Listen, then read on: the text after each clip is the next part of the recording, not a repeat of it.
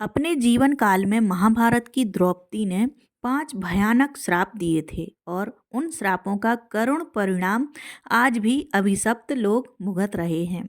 आप जानते हैं, यज्ञ की ज्वलंत अग्निकुंड से उत्पन्न हुई थी अग्नि कन्या द्रौपदी, और इसलिए उनका स्वभाव भी अग्नि जैसा प्रचंड था। इसी कारण विभिन्न समय पर क्रोधित होकर द्रौपदी द्वारा दिए गए 5 श्रापों की घटनाएं सुनने को मिलती हैं। नंबर 1, कुत्ते जाति को दिया द्रौपदी का श्राप। द्रौपदी द्वारा दिए गए श्रापों में सबसे चर्चित कहानी है कुत्ते जाति को दिया गया श्राप। आप जानते हैं, महाभारत द्रुपद द्वारा आयोजित स्वयंवर में अत्यंत कठिन प्रतियोगिता के माध्यम से द्रौपदी को पत्नी के रूप में प्राप्त किया था महावीर अर्जुन ने। लेकिन माता कुंती द्वारा असावधानीवश उपयोग किए गए एक वाक्य के कारण पांचों पांडवों को एक साथ द्रौपदी से विवाह करना पड़ा, और समाज के विद्वानों की सलाह के अनुसार द्रौपदी प्रत्येक पांडव के साथ क्रमशः दाम्पत्य जीवन बिताती थीं। नियम था कि जिस पांडव को जिस समय द्रौपदी का संग प्राप्त होगा, उस समय अन्य कोई पांडव द्रौपदी के कक्ष में प्रवेश नहीं कर सकता था। इसलिए द्रौपदी के कक्ष में प्रवेश करते समय पांडव अपने जूते कक्ष के बाहर उतार कर रखते थे। इससे अन्य पांडव आसानी से समझ जाते थे कि उस समय कौन सा पांडव द्रौपदी के साथ है। एक दिन द्रौपदी के कक्ष में युधिष्ठिर दाम्पत्य सुख का आनंद ले रहे थे। उसी समय एक कुत्ता बाहर रखे युधिष्ठिर के जूते उठाकर भाग गया। इसी बीच किसी कारण अर्जुन को द्रौपदी के कक्ष में प्रवेश की आवश्यकता हुई और बाहर किसी पांडव के जूते न देखकर वे निसंकोच कक्ष में प्रवेश कर गए। इससे द्रौपदी, युधिष्ठिर और अर्जुन एक अत्यंत शर्मनाक स्थिति में पड़ गए। बाद में जब द्रौपदी को पता चला कि कुत्ते द्वारा जूते हटाने के कारण यह अनर्थ हुआ, तो वे दुख, क्रोध और अपमान से भयंकर संपूर्ण कुत्ते जाति को भयानक श्राप दे बैठी। और श्राप था, जिस प्रकार मुझे अपने पति के साथ रहते हुए इस लज्जाजनक बाधा का सामना करना पड़ा, उसी प्रकार समस्त कुत्तों को असहज और विचित्र संयोग के माध्यम से ही संतति उत्पन्न करनी होगी। और कहा जाता है, आज भी कुत्ते जाति इस श्राप को भुगत रही है। नंबर 2, कीचक को द्रौपदी का श्राप। आप जानते हैं, पासे के खेल में हारकर 12 वर्ष का वनवास और 1 वर्ष का अज्ञातवास पांडवों और द्रौपदी को सहना पड़ा था।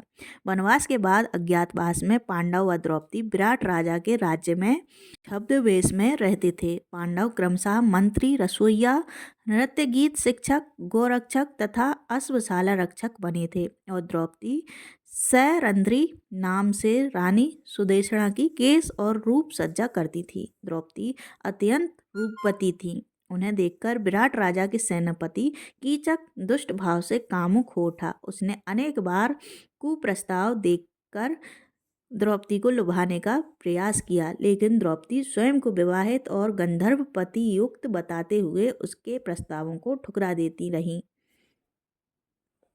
एक समय कीचक ने उसे बस में ना कर पाने पर राजसभा में उसके साथ दुर्व्यवहार किया, बाल पकड़कर गिराया, पैर से मारा। विराट राजा सब देखते हुए भी न्याय नहीं कर सके।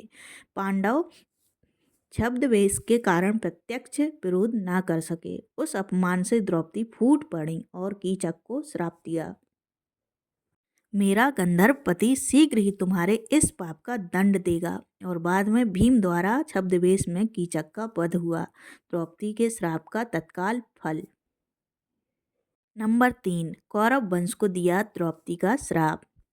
महाभारत का सबसे भयावह दृश्य है द्रौपदी का वस्त्रहरण।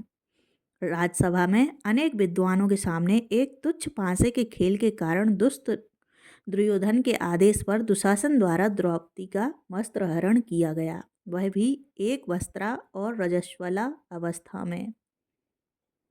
किंतु दुख की बात यह थी कि युयोत्सु और विकर्ण को छोड़ किसी ने विरोध नहीं किया। हालांकि भगवान कृष्ण ने द्रौपदी की लाज बचाई, लेकिन यह घटना उसके आत्मसम्मान को गहराई से चोट पहुंचा गई। क्रोध में द्रौपदी ने राजसभा में श्राप दिया, एक स्त्री को वस्त्रहीन कर अपमानित करने के कारण संपूर्ण कौरव वंश का विनाश होगा। वंश में दीप जलाने वाला कोई जीवित नहीं बचेगा। कहते हैं इसी श्राप के कारण कौरवों की 11 अक्षौहिणी सेना और 100 कौरव भाई कुरुक्षेत्र में मारे गए। नंबर 4, चंबल नदी को दिया द्रौपदी का श्राप। मध्य प्रदेश, राजस्थान और उत्तर प्रदेश में एक कथा प्रचलित है कि द्रौपदी ने चंबल नदी को भी श्राप दिया था। कहा जाता है उसी राजसभा के निकट चंबल नदी बहती थी जहां द्रौपदी का वस्त्र हरण हुआ। द्रौपदी ने नदी से कहा, जिस प्रकार मेरे अपमान का नीरव साक्षी बनकर तुम चुपचाप बहती रही, उसी प्रकार तुम सदा अपवित्र कहलाओगी। तुम्हारा जल किसी भी व्यक्ति के लिए पान योग्य नहीं होगा। जो भी इसे पिएगा वह आजीवन अतृप्त जिजीविषा से ग्रसित रहेगा। आज भी चंबल नदी मध्य भारत में बहती है और कहा जाता है कि लोग उसका जल पीने से कतराते हैं। नंबर 5, घटोत्कच को दिया द्रौपदी का श्राप। द्रौपदी के श्रापों में घटोत्कच को दिया गया श्राप भी अत्यंत चर्चित है। आप जानते हैं द्रौपदी से विवाह से पूर्व भीम ने राक्षसी हिडिंबा से विवाह किया था। उनका पुत्र था महाबली घटोत्कच। हिडिंबा द्रौपदी के प्रति सहज नहीं थी, इसलिए घटोत्कच भी उनके प्रति अच्छा भाव नहीं रखता था। राजसूय यज्ञ के समय घटोत्कच आए। उन्होंने सभी गुरुजनों का सम्मान किया पर द्रौपदी की उपेक्षा की। यह देखकर द्रौपदी क्रुद्ध हो उठी और श्राप दिया। मात्र स्थानीय द्रौपदी का उचित सम्मान न करने के कारण तुम्हारी आयु सीमित होगी। बाद में हिडिंबा ने भी प्रतिशोध में द्रौपदी के पुत्रों को अल्पायु होने का श्राप दिया और वास्तव में युद्ध भूमि में 5 उपपांडव तथा स्वयं घटोत्कच मारे गए। अप्रिय सत्य। इन कहानियों में से अधिकांश मूल वेदव्यास रचित महाभारत में नहीं मिलती। ये लोकप्रिय लोक कथाओं, ग्रामीण आख्यानों, मुँह जबानी परंपरा पर आधारित हैं। कुत्ते को श्राप मूल महाभारत में नहीं है। कीचक को दिया औपचारिक श्राप नहीं है। कौरव वंश का श्राप नहीं मिलता है। चंबल नदी का श्राप लोक कथा है। घटोत्कच का श्राप उड़ीसा के सरल महाभारत में मिलता है, मूल में नहीं। तो दोस्तों, आपको यह कहानी कैसी लगी कृपया कमेंट करके ज़रूर बताएं। वीडियो पसंद आया हो तो लाइक करें, चैनल को सब्सक्राइब करना ना भूलें। धन्यवाद। जय श्री कृष्णा।